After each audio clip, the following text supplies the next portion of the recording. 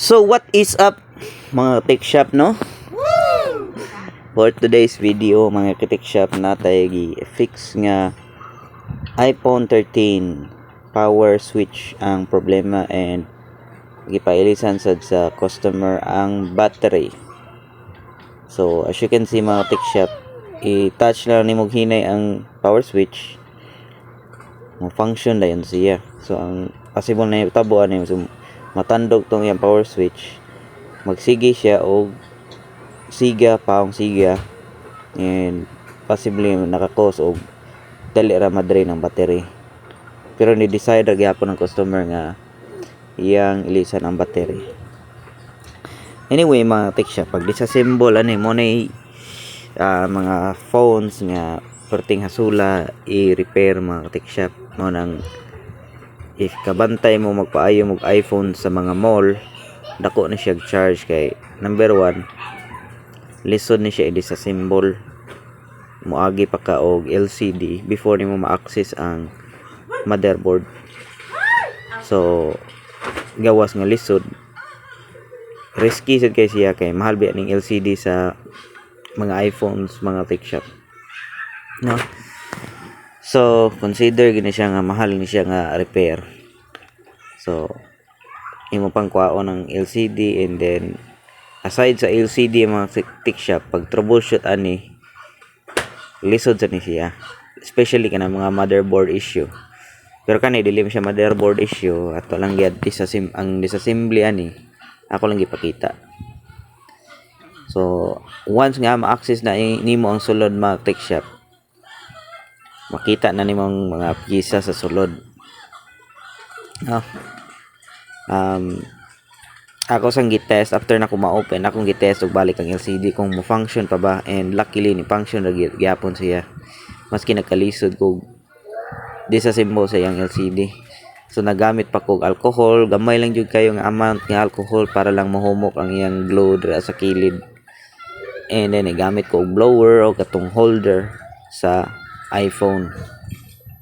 Once nga ma-access nimo mga tech shop, imo tong tanggalon ang mga screws o metal plates nga nagkupot sa iyang mga cables, and make sure nga dili nimo balhin ang mga screws kay na siya yung mga position and lain ni siya og sizes ang screws mga tech shop. So mo na purpose anang kanang mga box diya sa right side sa akong station mga tech shop, di na koy butang ang mga screws. Okay, so imo lang tanggalon ang screws o ang metal plates, and then ma-disconnect na nimo mga cables nga gikan sa LCD. So imo lang nang i-disconnect, and then that's the time nga ma-separate na nimo ang LCD mga tech shop. So focus na ka sa motherboard, and nabantayan ako mga tech shop ni Kang Ali ay ang iyang LCD kay naam ni siya duha ka layer. So ni Kang Al siya, ako lang sang gibutangan og glue kay duda nako pagbutang ni nako og alcohol motong ni humok siya. So ako lang gi-secure daan, tangan ako glue, and then gibutangan na nako og kanang lastiko para ma-hold sa yang second layer, no? Okay, basin mawani na inoon ning gamay kayo nga piyesa, although kuha na ni siya mga tech shop, cover na ni siya, di na siya maka-apekto sa performance, but still importante gyapon na siya. Alright, so gipasagdan na nato sila while nag-troubleshoot ani ang power switch o battery. So next step na tong buhaton mga tech shop is i-disconnect ang battery. So mo na siya i-connection siyang battery, and then pagtanggal sa battery ani sa mga iPhone mga tech shop is medyo tricky ni siya. Di gyud ka dapat mangusog ani kay once nga mangusog ka nya imong gilugit, possibility na is ma-bend ang kanang naa sa left side sa motherboard area. So akong giutang og alcohol para mahumok ang glow, and then gihinay ra nako lugit, dapat wala kay force nga i-exert, humok ra na siya dapat. Ang imo ra pahumokon ang glow using alcohol. So apply lang kag alcohol, and then nayon nimo glugit. hangtod nga makuha jud nimong battery. Kay if imong ipugos og kanang duot yun dito, no, nga matukuran na nimong SIM card tray, mabend na, additional problem na siya mga tech shop. And next step nimo mga tech shop is ipang disconnect nimong mga cables sa nga nag-connect sa motherboard, kay atom nang tanggalon ang motherboard. So disconnect lang na nimo tanan. And akong advice lang, no, og dili mo kanang sweet to aning pagdisassemble sa mga iPhone. Before ninyo na buhaton, magtan-aw mo og YouTube videos.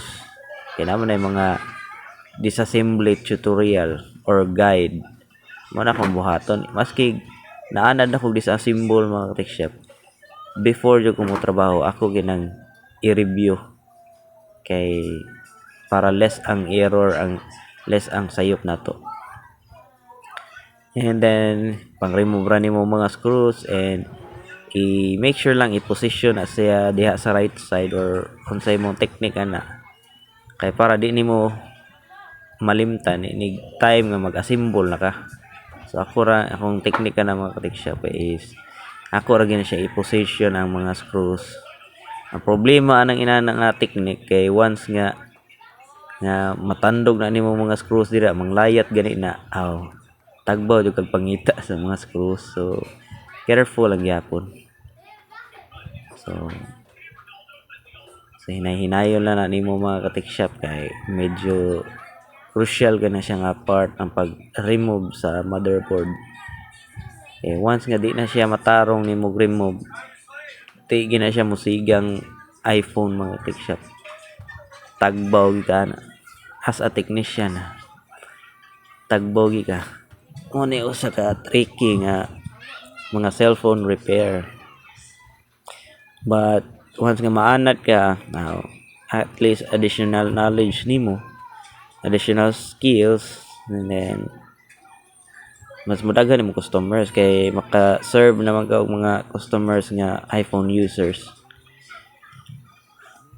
Same gyapon process, remove ang mga screwdriver, mga screws, and then metal plates, and then kani siya mo ning camera mga tech shop. Hinahinay lang kani, kay para sa mga iPhone users importante kana nilang camera, kay mo ni magkadag pagwapo nila bisag bati kay mga naong magwapo kagahatan ning camera sa iPhone.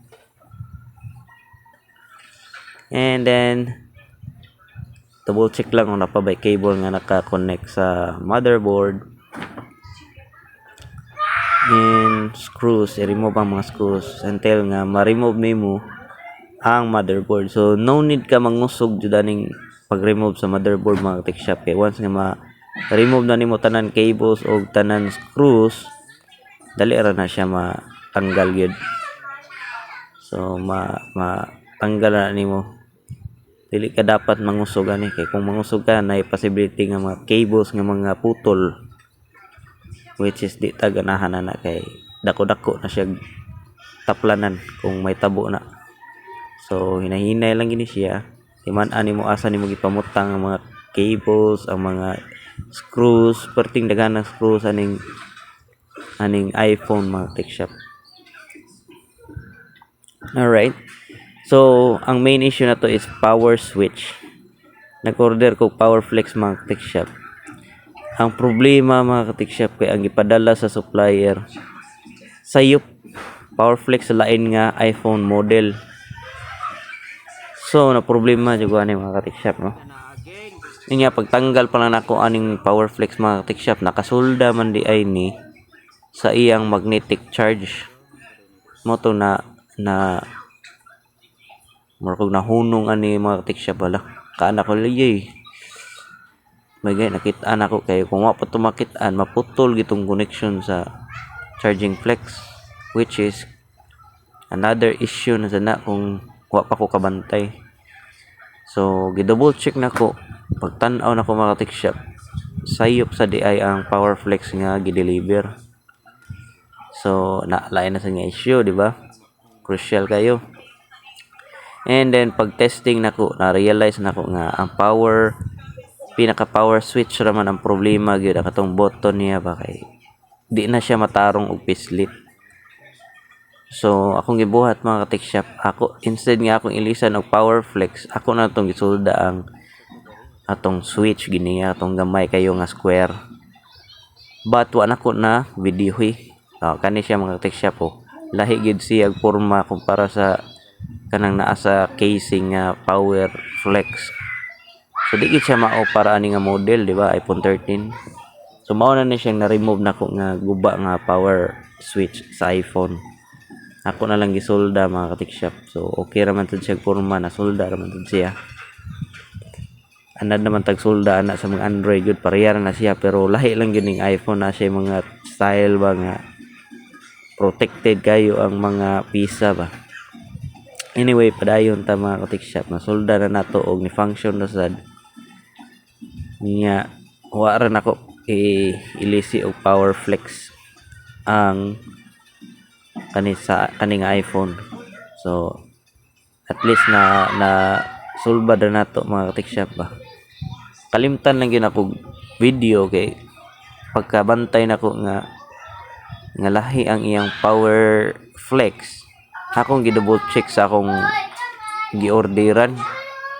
Ya sakto man iPhone 13 man akong gi-order, pero nganong lahi man nilang ipada, so possible na sayop dito ang supplier pagpadala. Nam gi inana nga kaso gud kay kani kung mga iPhone pare-pareham sa nignaong gud. Hindi sa na malikayan. Mao dyan na siya, ma'am. So proceed na tas pag-assemble mga ka-tech shop kay na fix naman nato ang iyang power switch.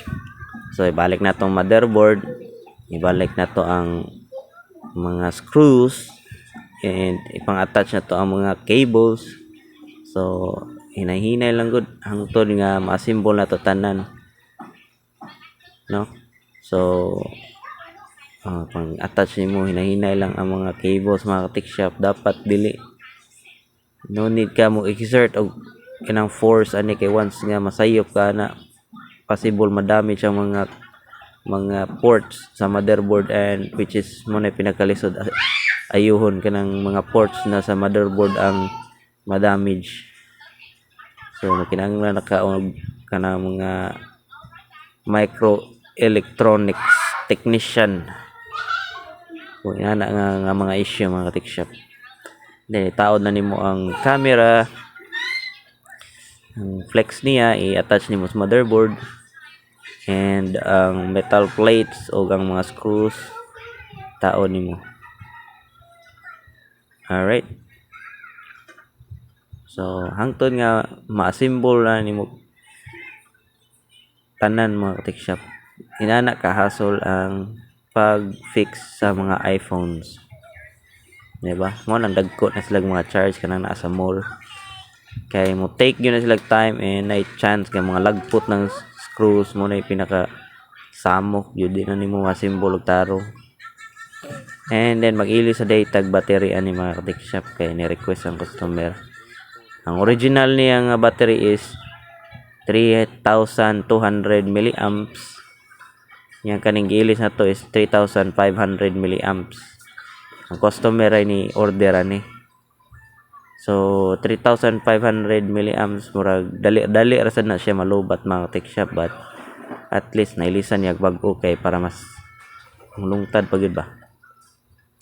Actually mga ka-tech shop, ang kaning mga battery sa iPhone kinahanglan pa jud ni program kay naa man ni siya kaning battery health. So kung dili na nimo i-program ang katong health sa previous nimo nga battery, maura ta ipakita gihapon sa iPhone. So para mo balik siya 100%, kinahanglan to siya i-program, or nasa uban na nga moingon nga not genuine sa ilang iPhones. But ang functionality gidana maura gyapon kay bag-o man siya nga battery, so dugay gid na siya malubat. Naa lang siya warning message na dili genuine ang gitaon nga battery, no? Maski genuine nga Apple ang imong gitaon mga ka-tech shop niya, wa nimo gi-program mo ingon gyapon nga not genuine. So you will need to kuan jud kanang you will need to program gid ang battery sa mga iPhones. But depende na sa tagiya Alright, let's go.